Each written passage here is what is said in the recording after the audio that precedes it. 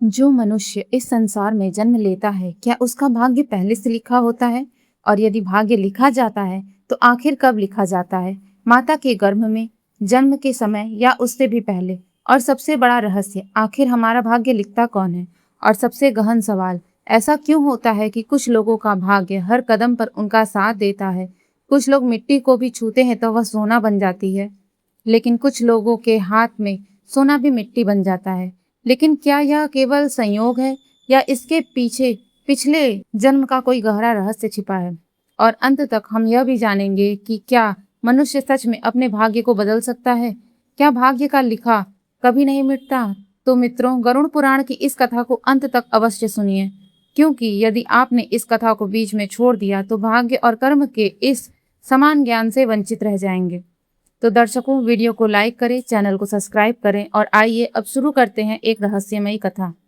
एक बार गरुड़ भगवान विष्णु के पास पहुंचे। उनके मन में अनेक प्रश्न और गहरी जिज्ञासा थी। भगवान मुस्कुराकर बोले, हे गरुड़, निसंकोच अपने प्रश्न पूछो। गरुड़ जी ने मनुष्य के भाग्य को लेकर एक प्रश्न किया और कहा, हे प्रभु, मनुष्य का भाग्य क्या पहले से ही तय किया जाता है? फिर कुछ क्षण रुककर गरुड़ ने एक और सवाल किया, क्या मनुष्य की मृत्यु भी पहले से ही तय होती है? क्या जन्म की तरह मृत्यु भी भाग्य में लिखी होती है? यदि सब पहले से तय है, तो फिर कर्म और काल का क्या रहस्य है? गरुड़ के प्रश्न सुनकर भगवान विष्णु मुस्कुराए और बोले, जन्म और मृत्यु एक शाश्वत सत्य है। इसे न कोई बदल सकता है और न कोई टाल सकता है। ये भाग्य का सबसे गहरा खेल है, लेकिन सामान्य मनुष्य इसे समझ नहीं पाता। अब मैं तुम्हें एक ऐसी दिव्य कथा सुनाता हूँ जिससे तुम्हारे सभी संदेह दूर हो जाएंगे। यह सुनकर गरुड़ विनम्र भाव से कथा सुनने के लिए तैयार हो गए। भगवान विष्णु बोले, हे गरुड़, इस कथा को अंत तक ध्यान से सुनना, क्योंकि गरुड़ पुराण की आधी अधूरी छोड़ी गई कथा दुख का कारण बनती है। फिर गरुड़ बोले, हे प्रभु, मैं इस कथा को अंत तक ध्यान से सुनूंगा। उस समय पृथ्वी लोक पर भागीरथ नाम के महान राजा राज्य करते थे। वे अत्यंत धर्मात्मा, न्यायप्रिय और प्रजा का पालन करने वाले थे। अपनी प्रजा को वे अपने पुत्रों के समान प्रेम करते थे। हर रात वे भेष बदलकर नगर में निकलते ताकि अपने लोगों के सुख दुख को स्वयं देख सकें। एक रात वे अपनी उसी दिनचर्या के साथ नगर में भ्रमण कर रहे थे। धीरे धीरे रात बीत गई और अमृत बेला का समय आ गया। हल्की हल्की सुबह होने लगी थी। राजा नगर की परिक्रमा करते हुए उस मार्ग पर पहुंचे जहां एक घना जंगल आरंभ होता था। तभी उनकी नजर एक युवक पर पड़ी, एक साधारण लकड़हारा जो जंगल में प्रवेश कर रहा था। राजा चुपचाप उसे देखने लगे। वह एक वृक्ष पर लकड़ी काटने लगा। तभी वहां एक भयानक वृक्ष आ पहुंचा। राजा तुरंत एक वृक्ष के पीछे छिप गए। आश्चर्य की बात यह थी कि वृक्ष उसी पेड़ पर चढ़ने लगा जिस पर लकड़हारा था। वृक्ष को अपनी ओर आते देखकर युवक भय से कांपने लगा और डर के कारण वृक्ष की टहनी से गिर पड़ा। गिरते ही उसके प्राण निकल गए। यह सब देखकर राजा के मन में एक सवाल उठा, क्या यह सिर्फ एक दुर्घटना थी या उस लकड़हारे की मृत्यु पहले से ही उसके भाग्य में लिखी जा चुकी थी? पर इससे भी आश्चर्य की बात यह थी कि जैसे ही वह वृक्ष नीचे उतरा, उसने एक सुंदर युवती का रूप धारण कर लिया। वह शांत भाव से एक कुएं के पास जाकर बैठ गई, मानो जैसे किसी का इंतजार कर रही हो। यह सब देखकर राजा को अपनी आंखों पर विश्वास नहीं हो रहा था। जो थोड़ी देर पहले वृक्ष था, अब वह एक सुंदर युवती बन चुका था। यह सब देखकर राजा सोचने लगा कि यह कौन है और यह सब क्या हो रहा है। मित्रों, आपके मन में भी कई सवाल होंगे, यह कैसे संभव है? लेकिन कथा में जो आगे होने वाला है वह और भी रहस्यमय है। इस रहस्य को जानने के लिए कथा को अंत तक सुने। राजा सोचने लगे, यह कोई माया है या भाग्य का कोई खेल?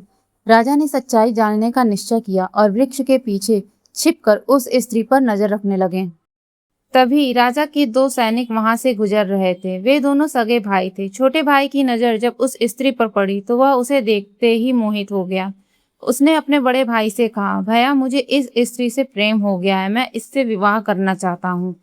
जब बड़े भाई की दृष्टि उस स्त्री पर गई तो वह भी उस पर मोहित हो गया और बोला, मैं बड़ा हूँ, इसलिए मैं ही इससे विवाह करूंगा। तब दोनों भाइयों के बीच विवाद उत्पन्न हो गया। छोटा भाई बोला, मैंने पहले उसे देखा है, और बड़ा भाई बोला, मैं तुमसे बड़ा हूँ। जब यह विवाद बहुत देर तक चला तो बड़े भाई ने कहा, क्यों न हम उस स्त्री से ही पूछ ले कि वह किससे विवाह करना चाहती है। वे दोनों उस स्त्री के पास पहुंचे और बोले, हे सुंदरी, आप कौन हैं और इस सुनसान वन में क्या कर रही हैं? स्त्री बोली, मेरा नाम रुकमती है और मैं पास के ही गांव में रहती हूँ। मैं अपने लिए एक योग्य वर की तलाश कर रही हूँ जिससे मैं विवाह कर सकूं, क्योंकि इस संसार में मेरा कोई नहीं है। इतना सुनकर छोटे भाई ने कहा, हम दोनों अविवाहित हैं, यदि चाहो तो हम दोनों में से किसी एक से तुम विवाह कर सकती हो। स्त्री बोली, मुझे तो तुम दोनों ही पसंद हो, इसलिए तुम दोनों ही तय करो कि मैं किससे विवाह करूं। दोनों भाई उलझन में पड़ गए। तब स्त्री बोली, इस निर्णय का तरीका मैं बताती हूँ। तुम दोनों में से जो वीर और शक्तिशाली होगा उसी से मैं विवाह करूंगी। बस इतना सुनना था कि दोनों भाई उस सुंदर युवती को पाने की इच्छा लिए आपस में युद्ध करने लगे। कुछ ही क्षणों में वह स्थान रणभूमि बन चुका था। आवेश में आकर छोटे भाई ने बड़े भाई के पेट पर वार किया और बड़े भाई ने पलटवार करते हुए छोटे भाई की गर्दन पर तलवार चला दी। जो दोनों भाई एक दूसरे के लिए प्राण न्यौछावर करने को तैयार रहते थे, वही अब रणभूमि में बिना प्राण के पड़े हुए थे। यह सब देखकर वह युवती जोर जोर से हंसने लगी। उसकी हंसी में अजीब सा रहस्य और क्रूरता थी। फिर वह धीरे धीरे अंधेरे घने जंगल की ओर बढ़ने लगी। यह देखकर राजा भागीरथ समझ गए कि यह कोई मायावी छलावा है और उन्होंने निश्चय किया कि वे इस रहस्य का पता लगा कर रहेंगे। सूर्य उदय हो चुका था। राजा अब सावधानी से उस स्त्री का पीछा करने लगे। कुछ दूर चलते चलते एक विचित्र दृश्य राजा के सामने आया। अभी तक जो युवती सुंदर स्त्री थी, अब वह एक विशाल नाग का रूप ले चुकी थी। वह नाग तेजी से एक नदी के पास पहुंचा और नदी में कूद गया। राजा यह सब देख रहे थे। उस नदी में कई लोग एक नाव पर सवार थे। जैसे ही वह नाग नाव पर चढ़ा, वहां हड़कंप मच गया। इसी अफरा तफरी में नाव पलट गई।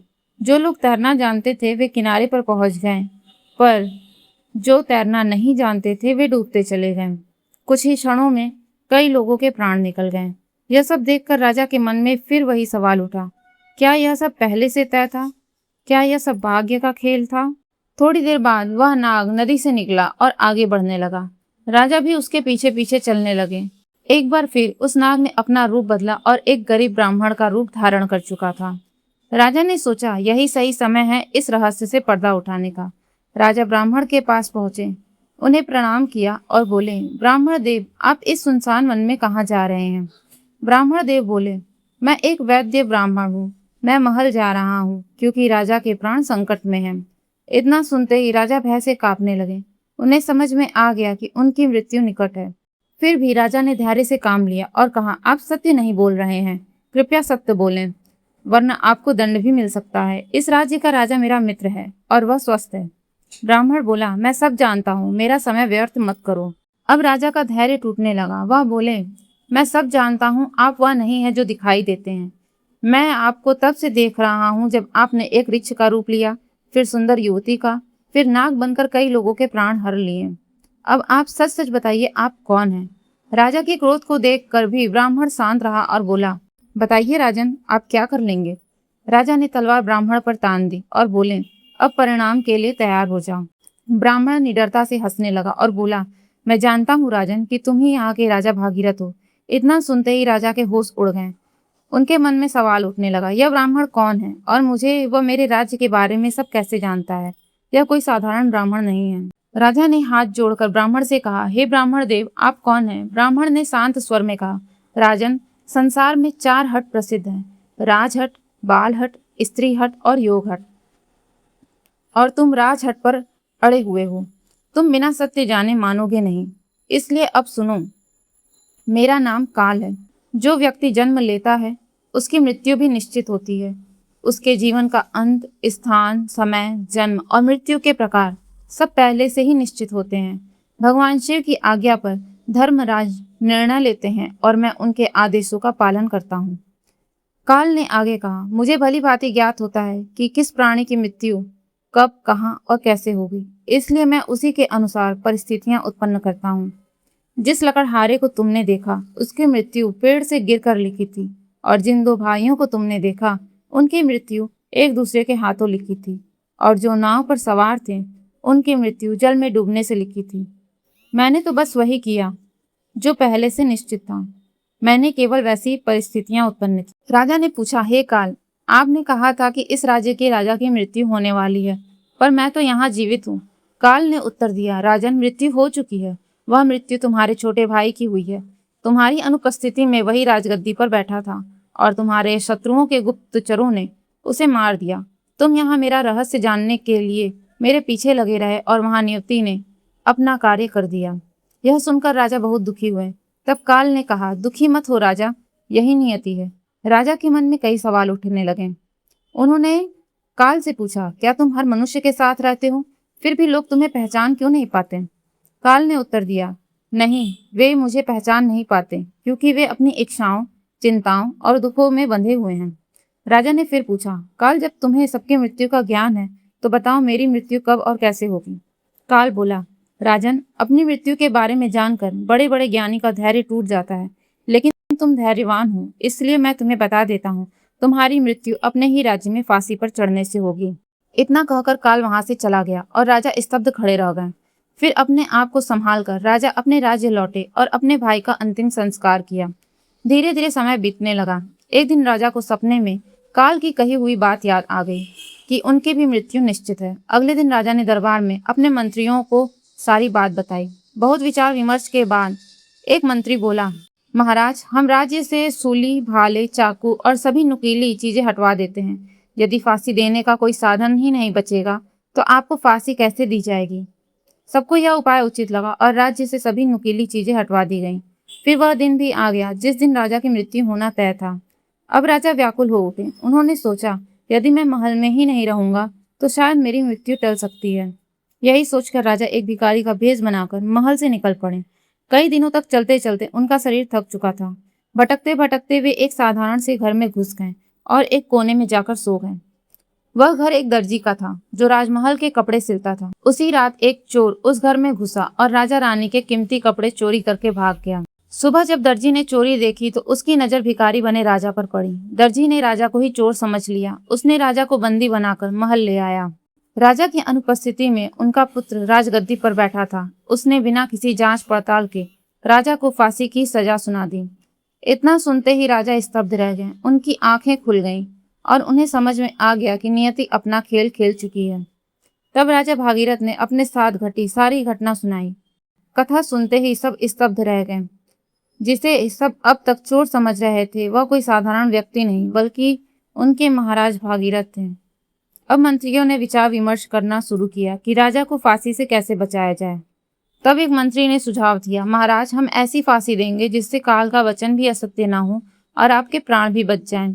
हम फांसी की रस्सी की जगह पतले सूत का फंदा बनाएंगे। वह आपके शरीर का भार सहन नहीं कर पाएगा और टूट जाएगा। राजा भगीरथ को लगा कि शायद इस उपाय से वे अपनी नियति बदल सकते हैं। कच्चे सूत से फांसी का फंदा तैयार हुआ।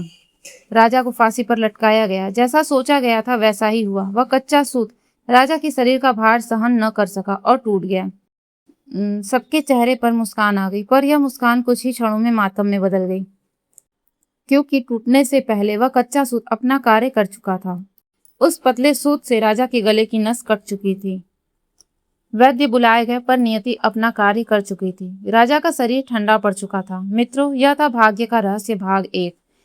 लेकिन क्या केवल भाग्य ही सब कुछ तय करता है या कर्म भी मनुष्य के जीवन को बदल सकता है? भाग 2 में हम जानेंगे आखिर कर्म क्या होता है, कर्म कैसे काम करता है और क्या कर्म से भाग्य बदला जा सकता है। इसलिए अगले भाग को बिल्कुल मिस मत कीजिएगा।